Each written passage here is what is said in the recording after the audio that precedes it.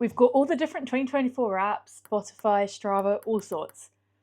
But what I didn't know is that my library also has a wrapped edition. I decided to do my own little book ranking. Now, I am not a book YouTuber. It's not a huge number, it's 30 books, but I thought I'd give you my opinions because there are some that are great and I literally lost sleep over, and some that, yeah, I wasn't as keen on for me, but you may have enjoyed them. So I've got 5 categories that I'm going to put them in. You know, the usual YouTube tier ranking system. So the first ranking is couldn't put it down. These are books that lost sleep over, would keep reading or listening to.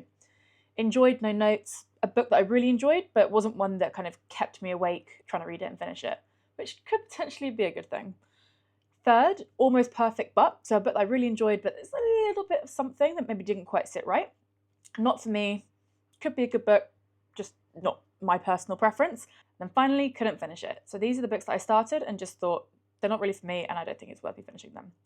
So there's no particular order to the books that I have, and there are some that are series, so I've consolidated the series. So the first book that I read is The Couple at Table 6. This is a book that I read right at the beginning of the year. I found it interesting. That was kind of like a murdery mystery type, but there was something that didn't quite sit right with me. So I'm probably going to put it in not for me, because I probably wouldn't recommend it to someone else, but it's not a bad book. There was something that I just wasn't as keen on. Next is The London Seance Society. So this is a book that I actually quite recently read, so hopefully not too much recency bias going on here. And I really enjoyed this book. I put off reading it for quite a while because it didn't really sound like it was going to be my thing, but it ended up being right up my alley, and it was a fantastic book. Now, where does this rank? It's probably between couldn't put it down and enjoyed, no notes. I'm probably going to go for enjoyed, no notes, just because it was really good, but I don't remember losing sleep over it as such. Right, Old God's Time. I don't know what it was. I listened to it in the audiobook format. I just got a couple of chapters in. It wasn't for me, so I'm really sorry, but couldn't finish it. I know it's really well reviewed. Been planning to try it again, but not the book for me. Next is The Weather Woman. I loved this book. Again, the description, Regency era, paired with fiction, I wasn't sure about, but it ended up being an amazing book. Thoroughly recommend.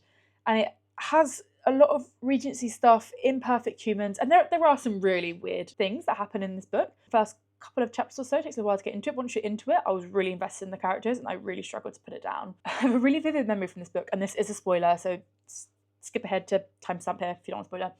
Is I was going for a lunch with some friends where I had to pre-order the meal, and we pre-ordered fish and chips. I was listening to the book on the tube over, and probably about a minute before I arrived at the restaurant, one of the main characters died trying to swallow a whole fish, and I had to then sit there and eat my fish and chip meal, and I was just like, slightly odd. So don't book a fish and chip meal when reading this book. You'll know when you're getting to the point in the story. Welcome back to No More Spoilers. So the next one, I think is actually technically aimed at children. It's Stolen History. Honestly, I couldn't put this down. It's a non-fiction book around the different perspectives of history around the British Empire. And it was just really interesting to me, learning different things about the history. So I kind of felt educated as well as entertained. Next is actually a biography, which is Limitless by Mimi Anderson, who ran across the US. I listened to this when running quite a lot, actually, so I really enjoyed it. I wouldn't say I put it down, and there were some points where I found it dragged a little bit. I thought it was really good, really enjoyed the lessons from it, and thought it was good to have a story that has failure within it as well from a biographical point of view. The Silence Project. So I did finish this book. I read it whilst on holiday, and I think if there'd been other books that I had with me, I probably wouldn't have finished it. It was interesting, and it was interesting. You could kind of see parts of where it then comments on modern society in a way, but yeah, not for me. Okay, next one is a murder mystery, The Castaways. I really enjoyed this book. From the start, it felt like a relatively bog-standard murder mystery. It's a bit of a whodunit, but it just keeps taking turns and turns and turns. And I just didn't know what was going to happen next. I couldn't foresee exactly how it was going to end. So for that reason, I'm going to say enjoyed, no notes. It was very good. The next one is a book that's been around for quite a while, Invisible Woman. It's a non-fiction book around data exposing the gender gap in some areas. So this I thought was really interesting, enjoyed, no notes. I could definitely put it down, but I think that's one of the great things about the book, that it's set into sections. Next one is an interesting one. It's called Sign Here. I loved it. Couldn't put it down. It was fantastic. The premise is that when you go to hell, you work your way through the levels of hell. And then, you know, the phrase deal with the devil. And it talks about how people in hell are then sent out to go make deals with people. The audio voice is a little bit annoying, I would say, as I listened to it as an audiobook, but I still really enjoyed it. And after a little while, I got really immersed into the voice of the character. Next one is Diversify. Interesting book talking about how diversity can actually be beneficial. It's good. I feel like I should say enjoyed no notes, but I found it a little bit stop-starty, but definitely still recommend it. An interesting book to read. Next one is another biography. It's Michelle Obama's The Light We Carry. So I was really looking forward to reading this because I absolutely loved Becoming. I literally couldn't put that down. So interesting.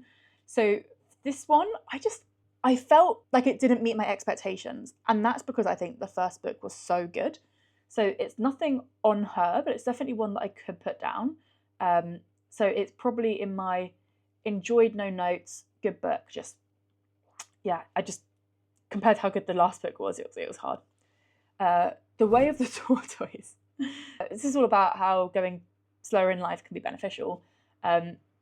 Ironically, I just found it a really slow book. I'm going to put it in couldn't finish it.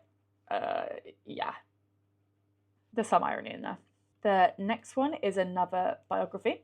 This is Britney Spears' The Woman in Me. It was interesting. It wasn't quite for me. There was something that I just struggled to pay attention to it as it was going through. But I think it's well reviewed. It just, as biographies go, it wasn't quite the one for me. My Hidden Race. So this one's really interesting. This is Annika's experience as a sprinter, her story coming up through the sport, as well as what British athletics was like, some of the change that's happened. And I just found it great. I couldn't put it down. I would listen to it any chance I got. So that is definitely going in my couldn't put it down category, and one that really surprised me. The Family Upstairs is the next one. The description sounds odd, but it's about a girl who inherits a multi-billion-pound house and why she's got that. It was good. Definitely not in the top 2 tiers. You know what? I finished it, enjoyed it.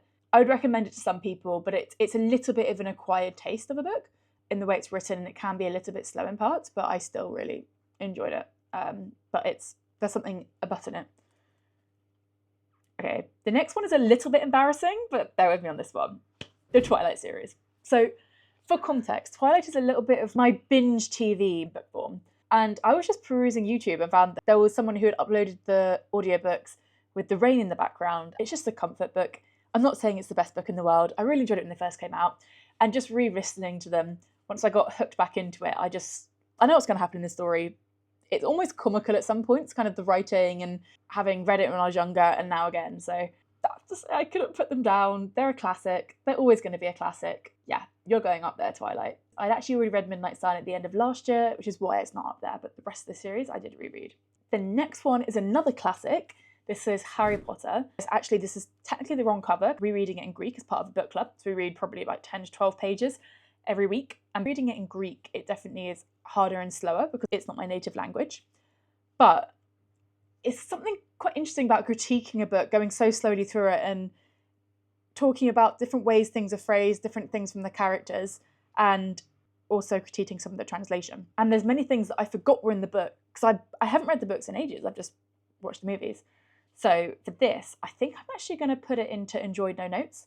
Obviously there are things that can improve. There's some plot holes you go through, some characters where you're like, oh, not sure about them. But it's just an enjoyable book. Hey, the next one is one that I've been on my to read at some point, but I saw it in charity shops, so I picked it up, is The Tattooist of Auschwitz.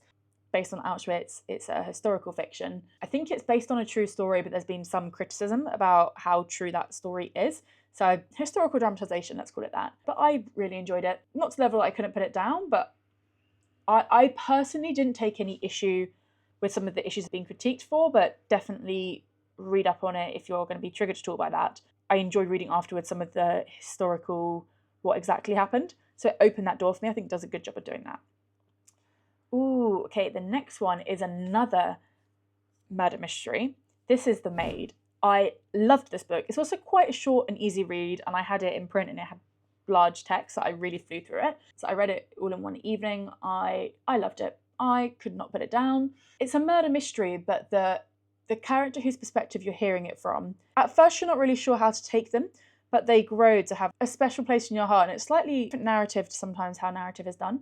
If you read it on time, I really don't want to spoil anything, but I really enjoyed it, and I would definitely recommend that book as a quick, easy read. Definitely a really good holiday read if you like kind of murder mystery vibes, without being too gory as murder mysteries go. Finally is my favourite books and series of the year, The Invisible Library. I loved these books. I literally could not put them down. I went from book to book to book, and very fortunately for me, I only started this series when the series had finished, because otherwise I don't know what I would have done.